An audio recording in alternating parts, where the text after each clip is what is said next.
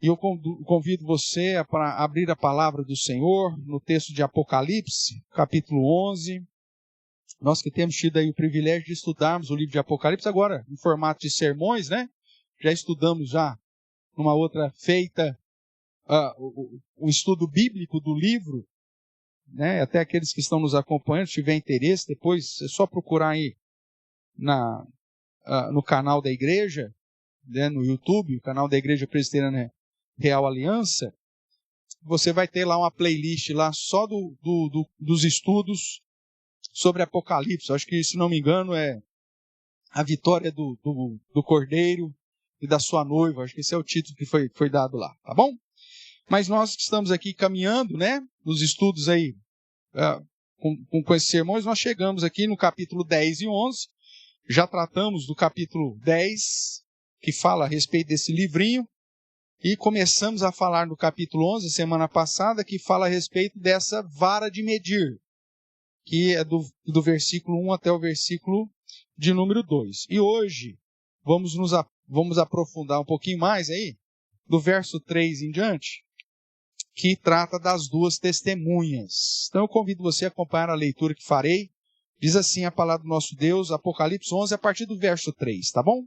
Diz assim: darei às minhas duas testemunhas que profetizem por 1260 dias, vestidos de pano de saco. São estas as duas oliveiras e os dois candeeiros que se acham em pé diante do Senhor da terra. Se alguém pretende causar-lhe dano, sai fogo da sua boca e devora os inimigos. Sim, se alguém pretende causar-lhe dano, certamente deve morrer. Elas têm autoridade durante os dias em que profetizarem. Têm autoridade também sobre as águas para convertê-las em sangue, bem como para ferir a terra com toda a sorte de flagelos, tantas vezes quantas quiserem. Quando tiverem, então, concluído o testemunho que devem dar, a besta que surge do abismo pelejará contra elas e as vencerá e matará.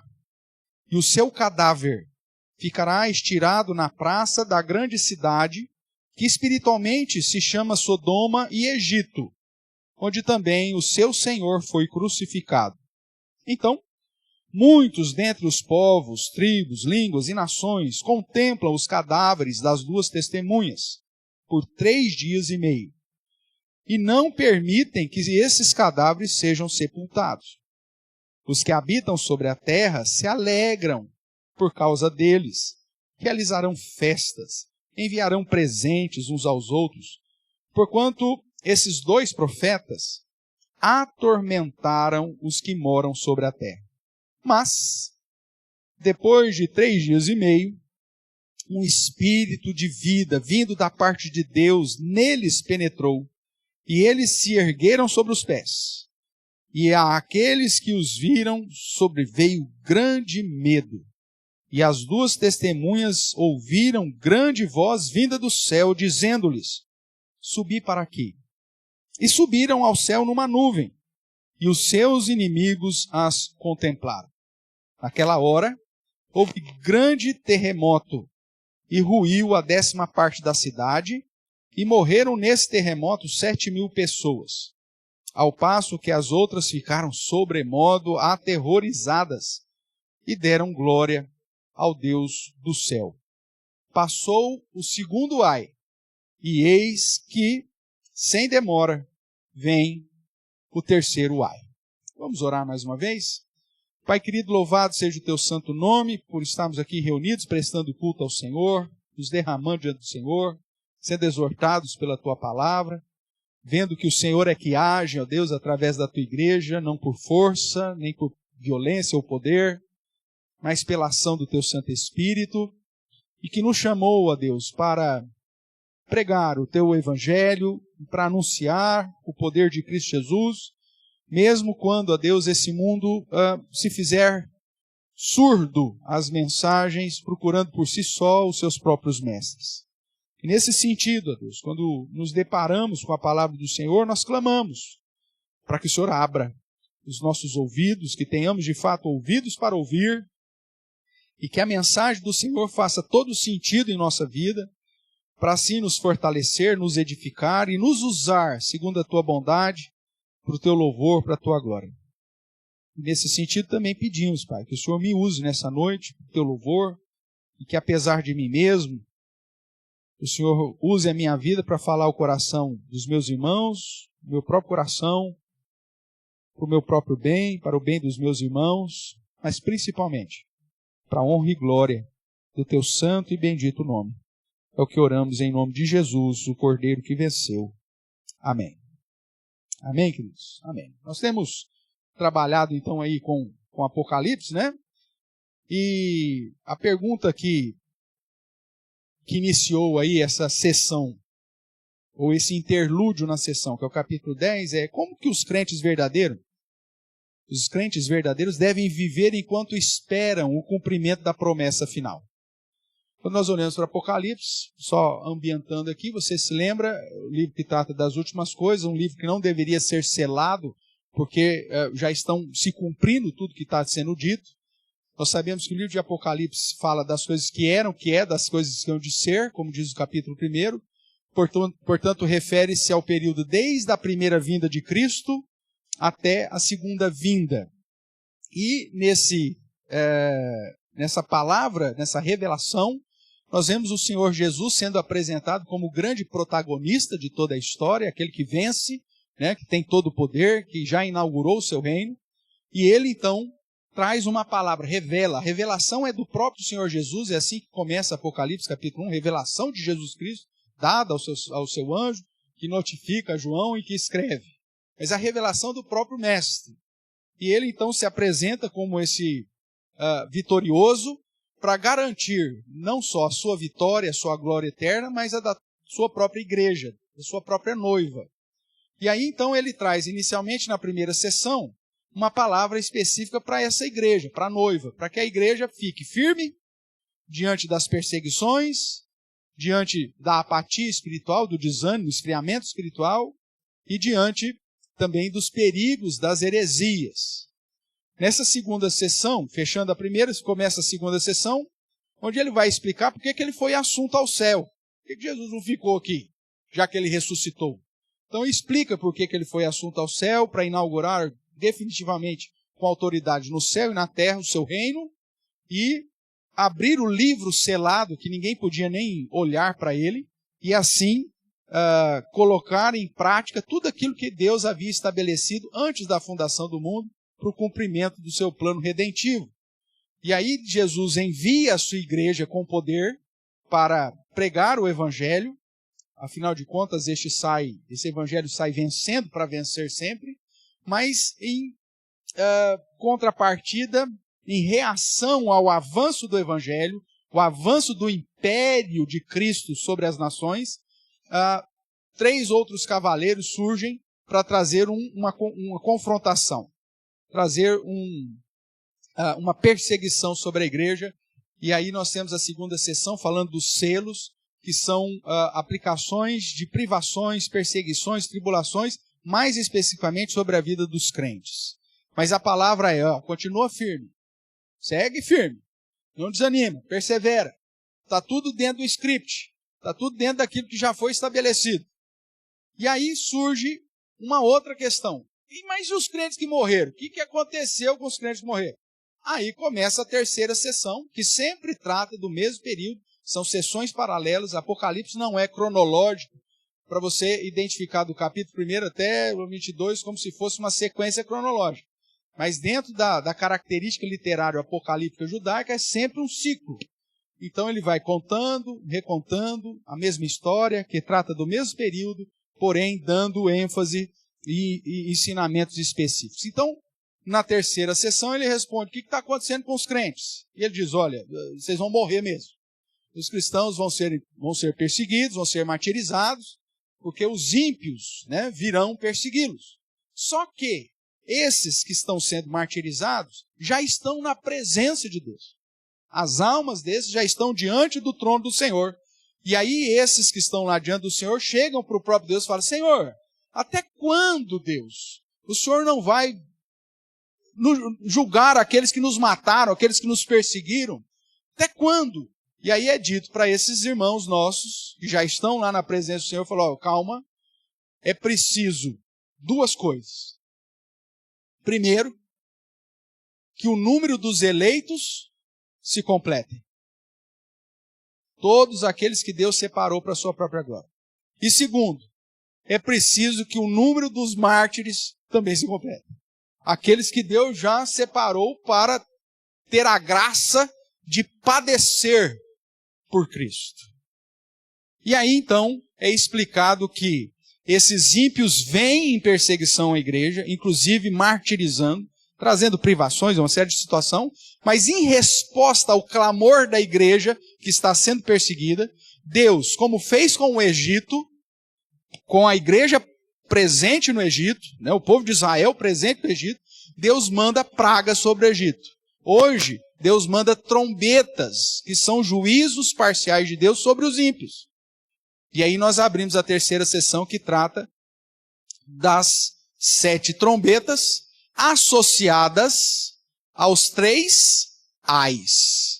Nós estamos aqui tratando do segundo ai. Por isso, verso 14 vai dizer, o segundo ai já passou. Então é isso que nós estamos falando. Enquanto Deus, em resposta às orações dos crentes, da igreja e dos mártires, aplica um juízo parcial sobre os ímpios, esses ímpios se convertem?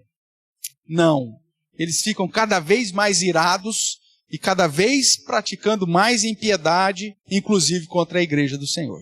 E aí nós temos um interlúdio, nós temos um parêntese, que é o capítulo 10 e 11 até o verso 14, que explica que enquanto Deus, em resposta à oração dos crentes e dos mártires, está derramando trombetas sobre os ímpios, o que o crente vai ficar fazendo até aqui? E aí ele usa 3 figuras. A primeira figura,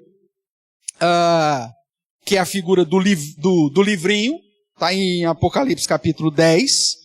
O título que inclusive o comitê deu aí é Os Anjos, os 7 Trovões, que infelizmente não foi revelado o que significa os 7 Trovões, mas também João e o livrinho.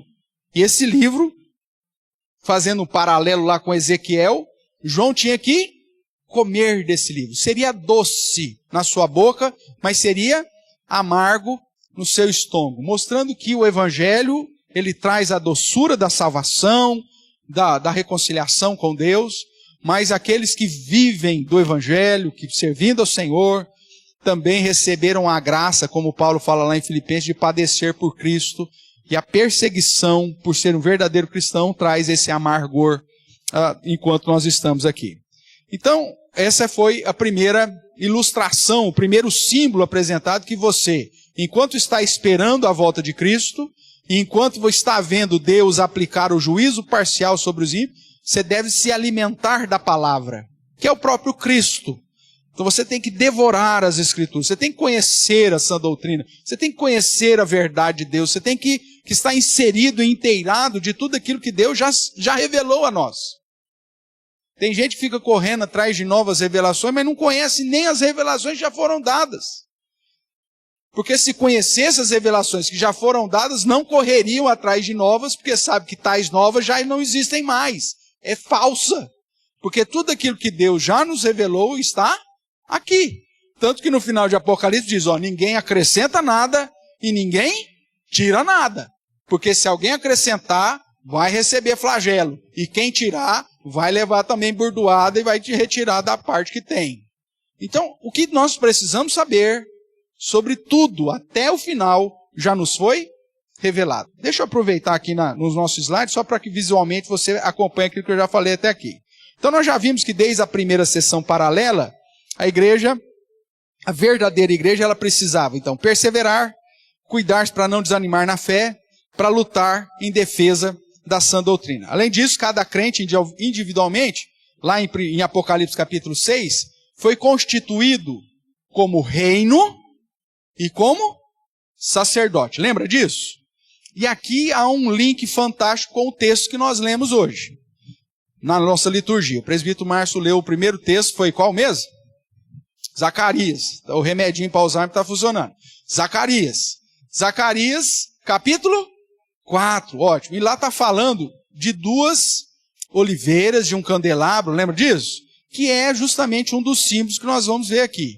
E se você observar, não sei se está fácil aí para você abrir lá, mas lá no texto de Zacarias, nos é dito então, uma palavra, para qual que é o personagem aí do capítulo 4 aí, que a palavra foi dada? Zorobabel. Quem que era Zorobabel, como o presbítero Márcio falou? Era o governador.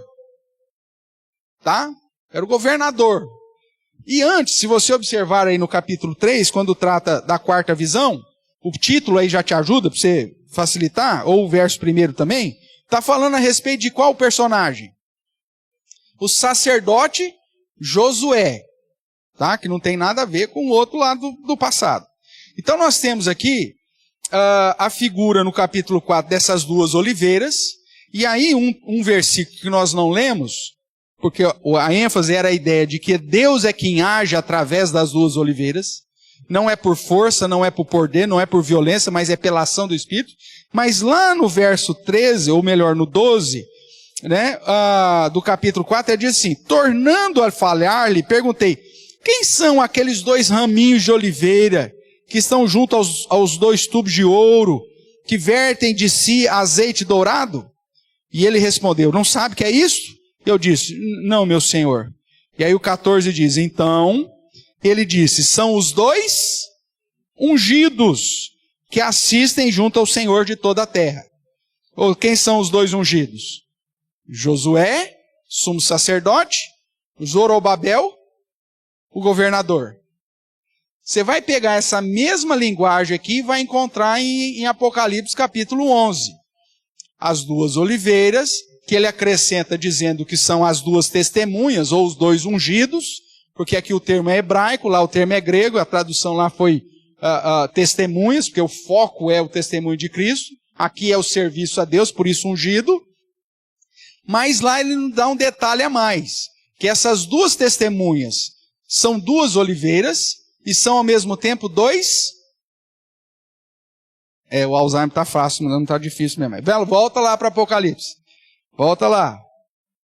Apocalipse capítulo 11, nós lemos a partir do verso 3, e aí ele vai dizer assim, darei as minhas 2 testemunhas, que profetizem por 1260 dias, vestido de pano de saco. Verso 4, são essas as 2 oliveiras, e os 2 candeeiros. Que são candeeiros? A igreja, veja lá, capítulo 1 de Apocalipse. Capítulo 1 de Apocalipse, verso 20. Jesus mesmo já revelou o que é candeeiro para a gente. Ele diz assim, quanto ao mistério das 7 estrelas que viste na minha mão direita, e os 7 o quê?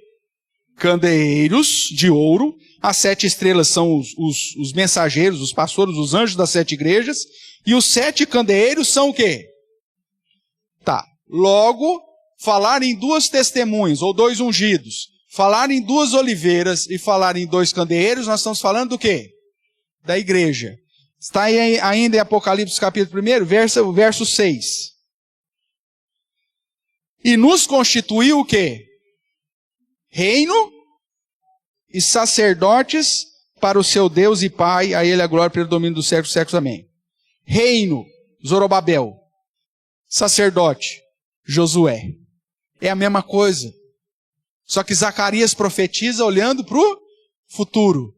João já está tratando daquilo que está acontecendo agora. As 2 testemunhas, as 2 oliveiras, os 2 candeeiros, é a igreja, que tem o exercício de representar no mundo aqui que estamos, como o reino e sacerdote. Você é chamado de embaixador de Cristo, porque você exerce uma função de cidadão do céu, de cidadão da pátria celeste, como Zorobabel fazia. Mas você não exerce simplesmente uma perspectiva como cidadão do céu, representante do reino de Cristo. Você também foi constituído, além de reino, constituído sacerdote, como Josué, o sacerdote Josué. E por isso você tem que servir a Deus, inclusive no serviço litúrgico da adoração, até o dia final. Quando você olha para Pedro, Pedro vai dizer que nós somos sacerdócio real. Por que sacerdócio real? Porque exerce a função sacerdotal e a função de reino, a função de representante, que é justamente o que acontece com Melquisedeque, o próprio Cristo, né? Uma figura lá do Antigo Testamento de uma teofania da segunda pessoa da Trindade, o rei de Salém, e que ao mesmo tempo era sacerdote do Deus Altíssimo. Aquilo que Cristo fez lá nos dias de Abraão, na figura teofânica de Melquisedeque, e esse sacerdócio de Melquisedeque é perpétuo, por isso passa por cima do sacerdócio levítico, que teve começo e fim. O sacerdócio de Melquisedeque não tem fim. E hoje, quem são os sacerdotes desse sacerdócio de Melquisedeque? Você e eu, que fomos lavados pelo sangue do Cordeiro, que abriu esse novo e vivo caminho para que eu e você tenhamos a intrepidez de entrarmos diante do trono do Senhor como sacerdote. Cristo permanece como sumo sacerdote da ordem de Melquisedeque, e você foi constituído reino e sacerdote. Então você é as duas testemunhas, porque você exerce a função de reino e sacerdote. Você é as duas oliveiras, e você é os dois candelabros. Você faz parte da igreja. É a igreja, nós o somos. Tudo bem até aqui? Ótimo. Então, fazendo esse link lá com Zacarias, a figura de Josué como sacerdote, a figura de Zorobabel como o governador, aponta para as funções que nós temos em Cristo como igreja. Representar Cristo, embaixadores de Cristo, e ao mesmo tempo sacerdotes dessa ordem segundo Melquisedeque, o nosso sumo sacerdote. Caminhando mais um pouco, olhando aqui para a terceira sessão paralela, né? Vemos que trata do mesmo período. Observe aqui, volta lá para Apocalipse 11. Os versos de 1 a 2 diz assim: foi-me dado um caniço semelhante a uma vara, esse é segundo símbolo, uma vara de medir, né? Como se fosse uma régua. E também foi-me dito: dispõe-te e mede o santuário de Deus, sem olhar o seu altar e os que naquele adoram. Mas deixa de parte o átrio exterior do santuário e não os meças, porque ele foi dado aos gentios. E estes por quanto tempo? 42 meses calcarão os pés e a cidade santa. Então, o período de 42 meses, ou o período de 1260 dias, ou o período de 3 anos e meio, como também vai aparecer aqui, refere-se, na verdade, nada mais, nada menos, o mesmo período. O período que conta desde a primeira vinda de Cristo até a segunda. São símbolos, não são literais. Ok? Então, esse ministério terreno de Jesus, então, da sua ascensão até o último dia, indicado aqui em Apocalipse, pelos termos 1260 dias, está aí no capítulo 11, verso 3, darei as minhas duas testemunhas que profetizem por 1260 dias. 1260 dias é igualzinho os 42 meses. O mês judaico tem 30 dias. Se você pegar 42 meses e multiplicar por 30, você vai chegar justamente nos 1260 dias. Você dividir isso por ano, você vai chegar num, 2 partes e metade de uma parte, que seria 3 anos e meio. Então, nós vemos que enquanto a igreja segue aí cumprindo a missão de reino e sacerdote, as privações, perseguições, dificuldades em toda a área vêm, e é todo o período, até o fim. Os ímpios perseguem, confrontam a verdadeira igreja, os verdadeiros crentes, inclusive gerando martírio, como já foi nos dito aí nos capítulos anteriores. E aí Deus derrama do seu juízo temporário, as trombetas, sobre o mundo, da mesma forma que fez com as pragas no Egito. Nesse sentido, irmãos, os crentes passarão sim pela grande tribulação, da mesma forma que o povo de Israel, nos dias de Moisés, passou pelas pragas do Egito.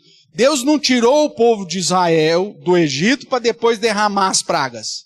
Enquanto o povo estava lá, Deus mandou as pragas. A diferença é que as pragas não atingiram os crentes, o povo judeu.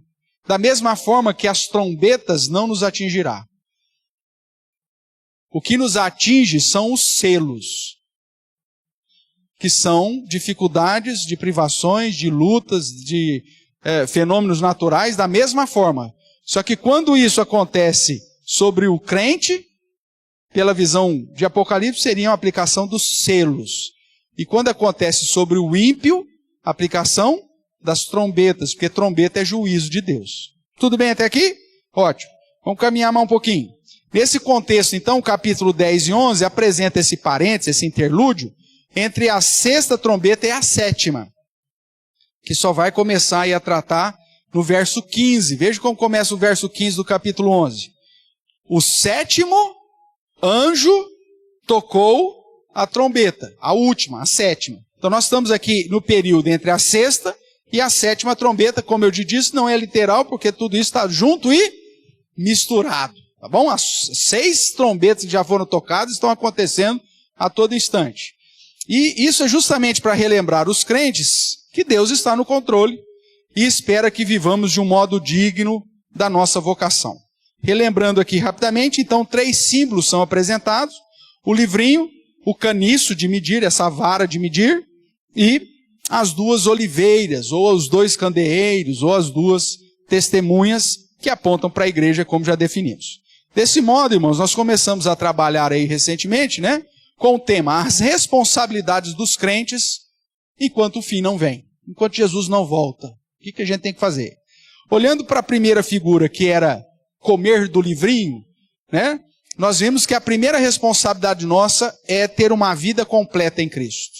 Comer da palavra é se saciar e se alimentar do próprio Cristo. Ele é a palavra encarnada. E é por isso que lá nós vimos em João ele dizendo: quem comer da minha carne e beber do meu sangue tem comunhão comigo.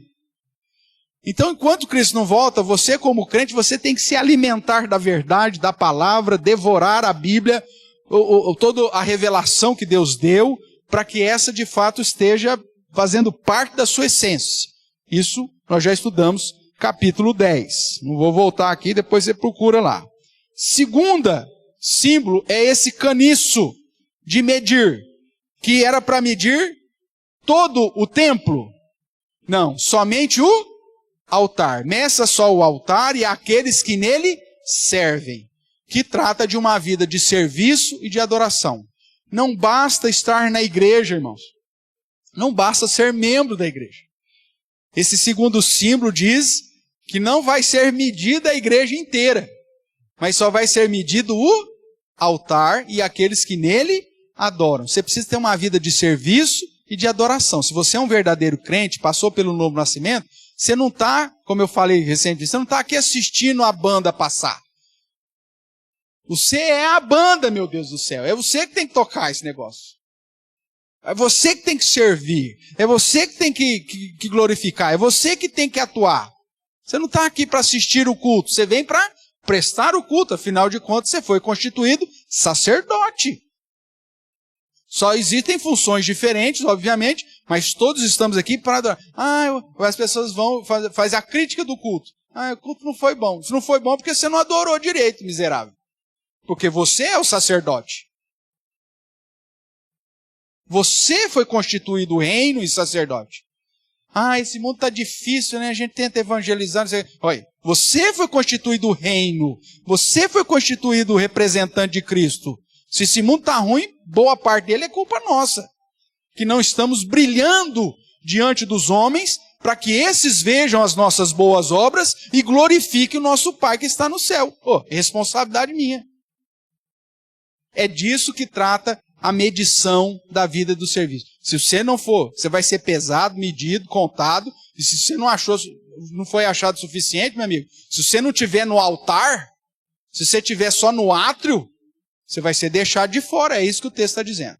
Mas nós vimos isso aí também semana passada, então não vou repetir aqui os detalhes, com exceção que só a ideia que nós trabalhamos aí com os 1.260 dias, sendo 42 meses vezes 30 dias, que refere-se, apesar de termos diferentes, sempre ao mesmo período. É sempre a mesma história, sempre tratando do mesmo período. E o terceiro, irmãos, a terceira responsabilidade que se espera para os crentes enquanto estamos aguardando ao fim, é essa aqui. Uma vida de testemunho profético. Observe aí o verso 3, do capítulo 11. Darei as minhas duas testemunhas, reino e sacerdote, ou as duas oliveiras, ou os dois candeeiros, ou seja, a igreja, que profetizem por quanto tempo? Os 1260 dias, ou os 42 meses, ou os 3 anos e meio. Ou seja, desde a primeira vinda de Cristo até o dia da sua volta. É nossa responsabilidade, enquanto Jesus não volta, termos uma vida de testemunho profético. Nós vamos profetizar. Pastor, o que eu vou profetizar? Trazer revelação? Não, irmãos, nós já estamos há 6 anos juntos. Então, por favor, não pensa nisso. O período revelacional terminou. Cristo é a expressão exata do ser de Deus. Tudo aquilo que nós precisamos saber a respeito já foi dado. Por isso que a última revelação é a revelação de Jesus. Você pega Hebreus capítulo 1, diz que nos últimos dias Deus nos revelou pelo Filho. Ele é a expressão exata. Acabou. Não tem mais revelação nova. Se vier revelação nova, Paulo mesmo diz, mesmo que um anjo apareça para você, seja anátema, joga fora. O problema é que vem uns caras feios de profeta, de revelação. Cara, se fosse ainda um anjo, a gente ficava, não, um anjo veio, apareceu. Mas mesmo se vier um anjo, joga fora essas igrejas, só tem revelação, só deve ir a palavra. Vim pegar a palavra já está na sua mão, impressa na sua língua materna. Estude, devore-a, o livrinho, coma isso. Então pare de correr atrás de sinais. A Tessalonicenses vai dizer que os sinais da nossa era é para engano, hein? Paulo vai dizer que os sinais da nossa era é segundo a eficácia de Satanás. Então ficar correndo atrás de revelação, sinais, prodígios por aí, é ficar correndo atrás de ludibriação do próprio cão. O nosso foco é sola escritura, somente a Bíblia. E é isso que eu tenho que me alimentar dela. Porque eu vou profetizar, é um testemunho profético. Não é de novas revelações, mas de ensinar a Bíblia. E aí o que vai acontecer? Veja que esse testemunho profético, irmãos, é um testemunho complicado. Veja o verso 10. Os que habitam sobre a terra, me permita aqui, os que habitam sobre a terra são os ímpios. Por que os ímpios são chamados dos habitantes da terra? Porque você não é habitante da terra. Paulo já te disse que nós esperamos a nossa pátria é o quê? Celestial. Nós somos peregrinos aqui de espírito. Por isso que os ímpios são chamados de habitantes da terra e nós somos chamados de eleitos, de servos de Deus, ou peregrinos, ou de habitantes, ou de cidadãos do céu, como você vai ver em vários momentos na Bíblia. Tudo bem? Então, os que habitam na terra, ou seja, os ímpios, se alegram, porque as duas testemunhas aqui morreram, né? Se alegram por causa deles. Realizarão festas e enviaram presentes uns aos outros. Agora, por que eles estão em festas? Porque, segundo o texto, eles morreram. Mas não é a questão de que eles morreram em si. Veja o que diz aí. Porquanto esses dois profetas, olha aí para o texto bíblico, o que diz? Atormentaram os que moram sobre a terra. Chega para um cara e fala assim, você tem que mudar de vida. É o ministério da reconciliação. Onde você, através de Deus, tem que dizer para todo mundo que se arrependa, se converta. A pessoa vai falar assim, você está falando que eu estou vivendo errado? Você está falando que eu sou pecador, que eu tenho que me arrepender, que me converter? Eu estou falando isso. Para com isso. Você acha que essa é uma mensagem agradável ou uma mensagem que atormenta? É óbvio que atormenta. Você está apontando o erro das pessoas. Por isso que a mensagem do Evangelho é uma mensagem de confronto. Que a falsa igreja tem tentado adocicá-la. Não se fala mais de pecado, não se fala mais de condenação, não se fala de inferno. Eu lembro, enquanto pregava numa dessas igrejas aí, que vocês sabem muito bem, eu um dia preguei sobre inferno, aí uma das mães chegou assim, ai meu Deus, o meu filho estava no culto, e ouviu o pastor falar que existe um inferno. Olha, é bom eu saber para onde que ele vai. Porque se ele não foi eleito do Senhor com uma mãe dessa, é para lá que vai. Mas não se prega mais disso. Santidade, mudar de vida, glorificar a Deus em todas as áreas. Você é um embaixador de Cristo, então glorifica a Deus. Produza boas obras para que os homens vejam as suas boas obras e glorifiquem. Pegar sobre... Não, agora é só pregar, não. Deus te ama e tem um plano maravilhoso para você. Qual que é o plano? Se for condenação, que plano maravilhoso, hein? A mensagem do Evangelho é: arrependei-vos e crede. É confronto, meu amigo. E isso atormenta o descrente. Eles querem uma mensagem doce. Mas a mensagem do Evangelho, para eles, é amarga. Porque os condena. É dizer, não, o Evangelho tolera todes. Pode vir que o Evangelho tolera todes. Isso é mensagem de Satanás. O Evangelho condena a prática do pecado, que está em todos nós. Por isso confronta a todos, mas é pecado. E aqueles que vivem na prática do pecado não conhecem a Deus, segundo João vai dizer na sua epístola. Nunca o viram. E se diz que não tem pecado nisso, é mentiroso. Essa mensagem atormenta, irmãos. Mas nós somos chamados como as duas testemunhas, como sendo duas testemunhas, os dois candeeiros, as duas oliveiras, os dois ungidos, o termo que você quiser usar aqui, não importa, para atormentar os ímpios com a mensagem que você prega. Agora que nós estamos vivendo uma época que a igreja não tem tido uma vida de testemunho profético. A nossa mensagem tem sido adaptada a uma realidade contemporânea do mimimi. A um contexto de um contemporâneo que você não pode confrontar.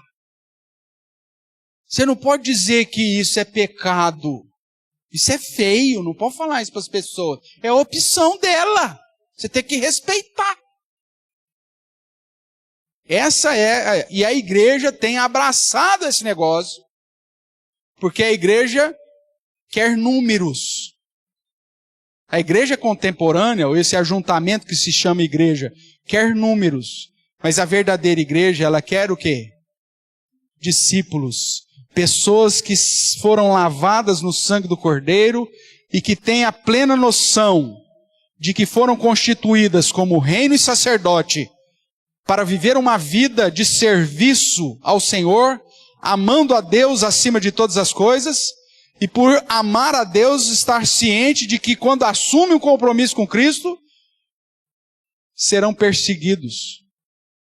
Porque como Paulo diz, todos aqueles que querem viver piedosamente em Cristo serão perseguidos. Aí fala, não pastor, essa parte do evangelho eu não quero não. Não tem jeito. Se você faz parte da igreja, se você faz parte das duas testemunhas, dos dois candeeiros, das duas oliveiras, Deus te chamou para uma vida de testemunho profético que vai atormentar o ímpio. Então, no terceiro símbolo aqui, nós temos essas duas testemunhas, né, que, como já disse, são chamadas dos oliveiros, dois candeeiros, ou seja, a igreja, em sua tarefa dupla. Representante de Cristo, como Zorobabel, né, governador, reino, e como sacerdote, como o sacerdote Josué representa lá no contexto de Zacarias. Então, embaixadores e adoradores. O período em que profetizam, que pregam, ensinam, servem, adoram, testemunham, é o mesmo período da perseguição, os 1260 dias, ou os 42 meses, ou os 3 anos e meio. O ministério da igreja é comparado aos ministérios dos profetas do Antigo Testamento com igual poder, enquanto igualmente são perseguidos. É citado aqui a água transformando em sangue. Quando que aconteceu isso? Moisés no Egito. Enquanto Deus está derramando trombeta sobre o ímpio, é através do povo dele que ele faz os seus sinais. Depois ele vai dizer, um outro exemplo aqui, da questão da chuva, né? tem autoridade para fechar o céu, para que não chova durante os dias em que profetizarem. Quem que fez isso no Antigo Testamento? Elias.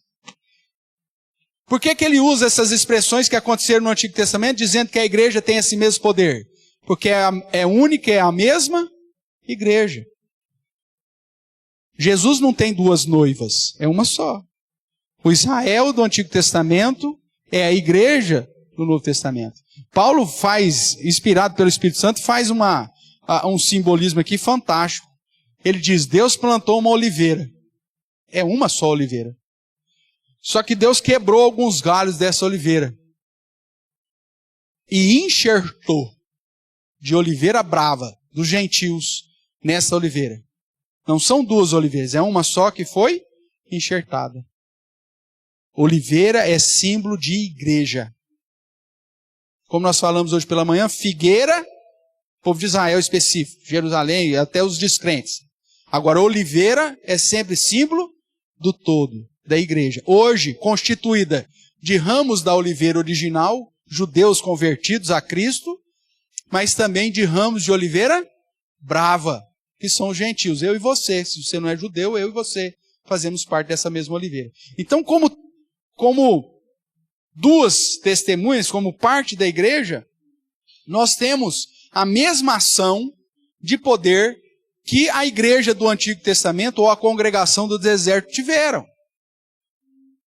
Não no sentido de chove hoje, não chove mais. Mas no sentido, irmãos, de que a igreja, através do poder da oração, que Pedro vai falar isso, né? Tiago também, quando ele vai dizer que quem era Elias? Um homem como eu e como você. E é por isso que Tiago vai dizer que a súplica do justo muito pode. Porque nós temos esse mesmo poder, porque não é nosso, vem de Deus. Nós somos as mesmas testemunhas que Elias foi, que Moisés e que tantos outros. A interpretação das duas testemunhas, alguns tentam forçar isso, falam, não, é Moisés e Elias, ou Enoque e Elias. Não, como eu te provei, é a igreja, na função de embaixador e na função de adorador, como reino e sacerdote. Continuando aqui, irmãos, como os heróis da fé, descrito lá em Hebreus 11, enquanto os crentes cumprem o período do testemunho profético, e tendo concluído esse tempo vai acabar, o tempo da pregação. Que é aquilo que nós chamamos, olhando para a figura de Isaías, né? O fim do ano aceitável do Senhor. O diabo, que aqui é apresentado pela besta, que saiu lá do abismo, dos capítulos anteriores, né? Ele vem e combate a igreja. E a igreja morre. Mas em que sentido, pastor? Literal? Não, um símbolo. Porque aqui o foco da igreja é que ela profetize. Quando ela morre, o que acontece? Para de profetizar. O cadáver está presente no mundo, não foi enterrado. A igreja continua presente no mundo, mas não tem mais voz.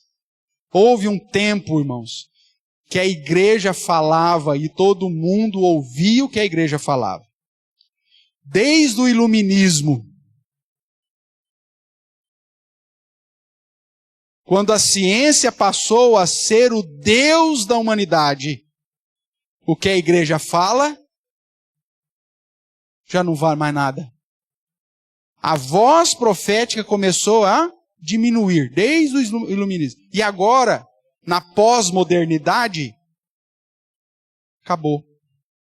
Pastor, o senhor está falando que nós estamos vivendo já era de cadáver? Para mim, sim. A igreja está presente no mundo.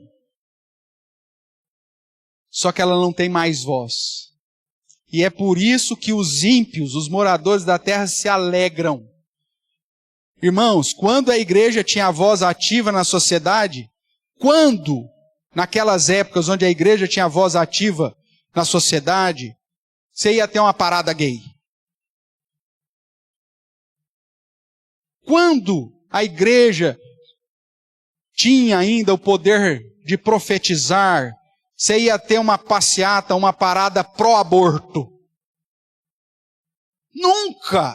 Porque a maioria das pessoas temiam a Deus e ouviam a mensagem que a igreja testemunhava. A voz da igreja fazia diferença no mundo. Hoje tem as passeatas pro aborto, tem as passeatas da liberação de gêneros, tudo aí que nós estamos assistindo, até mesmo as práticas do carnaval e tudo mais, e aquelas aberrações todas, gente assumindo umas propostas que inimagináveis há tempos atrás, e a igreja fala, gente, isso aí está errado, a Bíblia diz para você se arrepender e crer. O que os caras fazem para você? Dá risada. Eles entram hoje dentro das igrejas, como nós vimos vários casos acontecendo, né? E de certa forma desrespeitam a fé das pessoas. Pegam símbolos religiosos, aqui eu não estou defendendo denominação, coisa nenhuma, mas são símbolos que representam a igreja e fazem o que fazem. E se alegram. Põe fogo em igreja e dão risada. Por quê? Porque o tempo de profetizar, irmãos, está chegando ao fim. Se não morreu ainda, está quase. Mas a igreja não tem mais voz. Nós não estamos atormentando mais os moradores da terra. Muito pelo contrário, eles não estão nem aí, eles estão se alegrando. E é por isso que agora eles fazem festa, dão presente uns aos outros, porque a voz da igreja já não mais os atormenta. Estamos cada dia mais perto do fim. Mas enquanto o fim não chega, mesmo que a nossa voz seja fraca, temos que ainda viver essa vida de testemunho profético. Diga aos homens que se arrependam e que se reconciliem com Deus. Essa mensagem ainda está sendo permitida hoje. Vai chegar um momento que ela vai calar de vez. Em alguns países já aconteceu. Você não pode mais chegar nem na sua família, em alguns países, e declarar a sua fé e dizer, Deus manda que você se arrependa e que você crê. Se fizer isso, você está preso ou você está morto.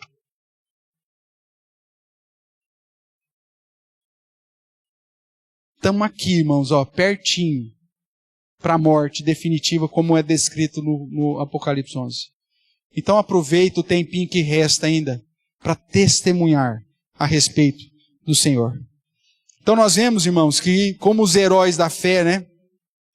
Nós temos que ser fiel e trazer essa mensagem ao mundo, mesmo cientes da perseguição e do perigo de morte, do martírio. Devemos pregar, mesmo sob ameaça e perseguição, pois como disse o apóstolo Paulo, haverá dias em que não mais darão ouvidos. Mesmo que o mundo nos cale, o cadáver ficará estirado lá por 3 dias e meio. Se você comparar 1.260 dias com 3 dias e meio, é um período muito pequeno. Essa aqui é a jogada do texto. A perseguição é todos os 1.260 dias. Nós estamos pregando. Aí no finalzinho, nós vamos morrer. Ou seja, nós não vamos ter voz. Apesar de estar presente no mundo. Mas isso aqui é breve. Depois que passar 3 dias e meio, só vai ouvir uma voz. Só para cá. Deus não vem com o espírito de vida sobre a igreja para que ela pregue de novo. Deus dá um espírito de vida para que ela se recomponha, mas não para falar mais nada. É só para ouvir agora, subir para cá. Que aí é o início do estado final do novo céu e da nova terra. Mas enquanto, irmãos, estamos aqui, você é reino e sacerdote. Você é representante de Cristo. Você é o pregador que Ele quer que você testemunhe profeticamente sobre esse mundo. Então, mesmo que o mundo nos cale, nos deixa sem voz, nós estaremos presentes. E ciente de que isso é por pouco tempo. Porque o Senhor nos dará um espírito de vida para a igreja, ela se coloca de pé, mas simplesmente para subir, não mais para pregar. Caminhando para o fim, a pregação do Evangelho perturba e atormenta os ímpios, como o verso 10 que nós já citamos. Por isso, Quando a igreja perde a sua voz profética e a fidelidade às Sagradas Escrituras, eles se alegram. E mais do que isso, eles até vêm para a igreja. Pega essas igrejas coaching por aí. Essas igrejas da mensagem de que você é a menina dos olhos de Deus. Que esse mundo sem você não existiria. Se não fosse você, Deus estaria muito triste. Como aquele pregador fofinho, né? Que as meninas fazem, ele é tão bonitinho. Uma voz satânica. Porque toda voz que não prega a verdade, irmãos, por mais agradável que seja, é satânica. Porque a verdadeira mensagem do Evangelho, sabe o que ela faz? O que diz o contexto aqui? Atormenta. Tem que pôr espinho mesmo. A mensagem do Evangelho confronta os crentes para uma vida mais santa. E atormenta o ímpio porque fala que eles vão pro inferno. Se é uma mensagem doce, maravilhosa, gostosa, não sei o quê, que traz os ímpios, que trazem os lobos para dentro da igreja, isso não é igreja. E nesses últimos anos, irmãos, nós temos trazido lobos para dentro da igreja. Porque nós não pregamos o Evangelho. Sabe o que a gente faz hoje? Você precisa ir lá na minha igreja. Nossa, é tão gostoso. Nossa, tem um povo tão bom lá. Ixi, rapaz, tem um cafezinho depois do culto. Uma pessoa agradável, um povo bonito. Povo bonito. Gente feia lá não existe. Você precisa ir lá. Nós convidamos as pessoas para vir para o clube. Para vir para a associação. Para vir para um grupo de amigos que se reúne. Isso não é igreja. Você tem que chegar para o cara e falar assim, meu amigo, você é um pecador miserável, você precisa de Cristo. E tem um lugar que se estuda a palavra de Deus como deve ser. Vai te atormentar, vai te confrontar, mas é lá que você precisa estar. Você acha que o cara que não for tocado pelo Espírito Santo, ele vai vir? É lógico que não vem. O quê? Eu ser confrontado e ser atormentado? Não, não quero. Mas se ele é um eleito do Senhor, ele vai ouvir, arrependei-vos e crede. Sabe o que vai acontecer? Ele vai se arrepender e crede.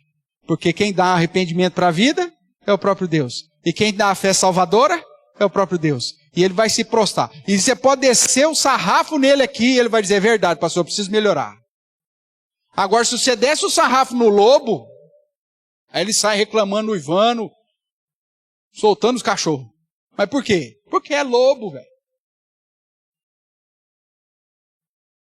Quem reconheceu a depravação total e a graça de Deus, pode apanhar o que for e vai falar, tá certo, eu ainda preciso melhorar muito.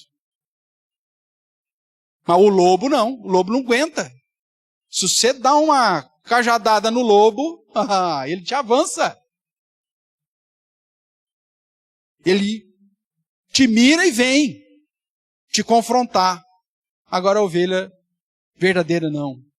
Ela se submete ao cajado. Porque sabe que o pastor está cuidando dela. Para que ela não seja devorada pelos lobos vorazes. Que muitas vezes adentram a igreja. Porque a igreja deixou de ser o lugar que ela deveria ser. Ela tolera tudo e todos. Abraça tudo e todos. Sem condenar, sem atormentar, sem confrontar. Sem aplicar o verdadeiro evangelho de arrependei-vos e reconciliai-vos com o Senhor. Agora, mesmo que a igreja perca a sua voz, como diz, ela vai permanecer no mundo, como um cadáver, é verdade. E quando isso acontecer, é por pouquíssimo tempo. 3 dias e meio comparado com os 1260. Na figura da ressurreição das 2 testemunhas, veja que elas não falam mais, não profetizam mais. A única coisa que acontece, a voz que se escuta é de uma ordem final, ou seja, a 7ª trombeta, que vai tratar do juízo, que vai tratar do juízo final e do estabelecimento do novo céu e da nova terra ou do estado final. A voz que diz subir para cá é a mesma voz que vai tratar da 7ª trombeta. Juízo eterno para aqueles que são chamados aqui de moradores da terra. E vida eterna para aqueles que estão contados entre as duas testemunhas que foram medidos e que estão servindo e adorando no altar e que comeram do livrinho que o Senhor nos deu. Que você seja contado, irmãos, entre aqueles que comeram o livrinho, entre aqueles que foram medidos e estão servindo no altar e que fazem parte das duas testemunhas que atormentam os ímpios. Concluindo, nós somos comprados por precioso sangue, constituídos reinos, embaixadores, constituídos sacerdotes, adoradores em Cristo Jesus, para vivermos de um modo exclusivo e completo para Ele, nos alimentando dEle, servindo, adorando e profetizando sobre as nações até o dia do fim. Enquanto o dia da visitação não chega, porque é assim que o termo vai dizer, o fim não vem. Então devemos viver com Cristo, por Cristo, em Cristo, para Cristo, como embaixadores, reinos e como adoradores, sacerdotes. Eu tenho uma péssima notícia para você. O mundo só vai piorar. O mundo vai piorar cada vez mais. E nós devemos, apesar desse mundo em piora, servir, adorar, testemunhar cada vez mais. Usando a linguagem do sermão escatológico de Jesus, as últimas parábolas, você tem que estar com a lâmpada cheia, vigilante. Você tem que ser um servo fiel, atuante, zeloso. Você tem que usar corretamente dos seus talentos. Você tem que estar servindo, adorando, profetizando, ou seja, trabalhando para o Senhor que te arregimentou. Como eu já disse, você não veio aqui para assistir. Você veio aqui para servir, para fazer, para tocar, para adorar. Você não está aqui esperando. Estou aqui. Mesmo porque Paulo vai dizer para o pessoal lá de Tessalonicenses que nós estamos aguardando Cristo voltar. Quem não trabalha, não come, Paulo vai dizer. Ou seja, enquanto esperamos, precisamos viver a nossa vida atuante, servindo ao Senhor, glorificando. Quer comamos, quer bebamos, ou façamos outra coisa qualquer. O que devemos fazer enquanto o fim não chega é glorificar o nosso Deus. Uma vida de dedicação, fidelidade, zelo, santidade, obediência e testemunho. É o que se espera daqueles que foram lavados no sangue do Cordeiro, que passaram pela primeira ressurreição, que é o novo nascimento, a conversão, que foram constituídos reinos e sacerdotes para servirem, adorarem e testemunharem sobre Jesus Cristo e com Ele, depois, por todo o período determinado, aqui durante o fim e depois do fim, na eternidade. E eu quero terminar o sermão dessa noite com algumas questões. Primeiro, como você tem vivido? Você tem vivido como reino? Como sacerdote? Para quem você tem vivido? Para aquele que te comprou e pagou um alto preço? Ou você tem vivido para si mesmo? E a terceira questão, você tem devorado o livrinho? Você está servindo e adorando no altar? E você está ministrando um testemunho profético que atormenta o povo, os ímpios? Dependendo dessas respostas, irmãos, hoje é dia de arrependimento. Dependendo da resposta, hoje é dia de mais consagração. Mas todos nós, confrontados pela palavra do Senhor, não podemos ficar isentos a responder a essas três últimas questões. Que você tenha, de fato, o desejo é que você viva, de fato, para aquele que te arregimentou. O desejo é que você o glorifique, porque Ele pagou um alto preço por sua vida. O desejo é que você viva como reino e como sacerdote real. E o desejo é que você devore o livrinho, tenha comunhão íntima e verdadeira com Cristo. Que você sirva e adore no altar, gaste os seus dias, tudo que você é, tudo que você recebeu de dom, para os ministérios que o Senhor mesmo nos confiou. E que você não deixe de profetizar, de um testemunho profético, por onde quer que o Senhor te conduza. Porque vai chegar dias que eles não mais darão ouvidos. Pastor, mas a minha família vai ficar com raiva de mim. Vai. Os inimigos do homem serão os da sua própria casa. Mas aquele que não me amar, em primeiro lugar, não pode ser meu discípulo. Aquele que não me amar mais do que o pai, mãe, vovó, filho, mulher, marido e a sua própria vida, vai dizer Lucas 14, você não pode ser meu discípulo. Você não tem que preocupar com a reação das pessoas. Mesmo porque se ela for um eleito, você vai dar uma chapuletada, o testemunho profético, e aí você vai ter a bela surpresa de ver a pessoa se arrependendo e crendo. Agora, se ela não for daqueles que o Senhor separou para a sua glória, meu irmão, então realmente ela vai se sentir atormentada. E pode ser que ela se levante para te perseguir. Enquanto a vida, nós vamos orando, buscando a graça de Deus e profetizando, testemunhando profeticamente, até que ele venha para a praça e seja contratado, mesmo que seja 5 horas da tarde, para trabalhar na vinha do Senhor e receber o mesmo denário da salvação e estar conosco na vida eterna. Que Deus te abençoe. Que você se consagre ou que se arrependa e mude de vida para o seu próprio bem e para o louvor do nosso Deus eterno. Amém?